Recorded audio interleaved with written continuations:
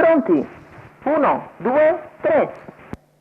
Buono il segnale, l'errore di Capuzzi mentre si porta a condurre Clark Cable Holm. Numero 3, Capuzzi, squalificato.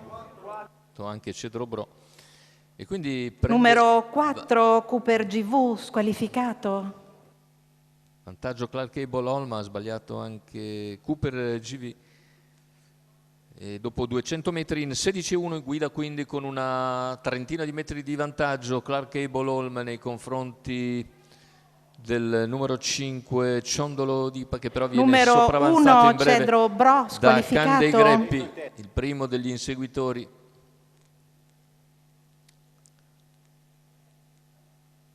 Dei due inseguitori a rimettersi subito sui primi, anche Commander Lake avanza ora percorsi esterni, intanto è sempre di una ventina di metri abbondante il vantaggio di Clark Cable Holm, che ha sfruttato un ottimo avvio e anche l'incertezza di molti altri.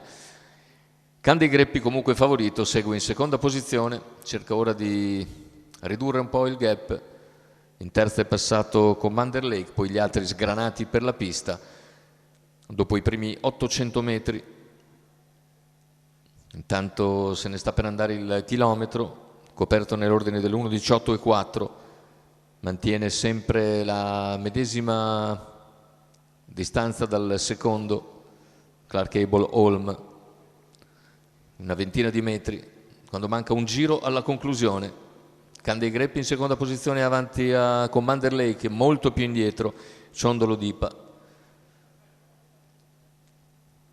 Corsa fin qui a cronometro per chi guida, vale a dire Clark Cable Holm, che arriva a 600 dalla conclusione ma nessuno riesce ad avvicinarlo.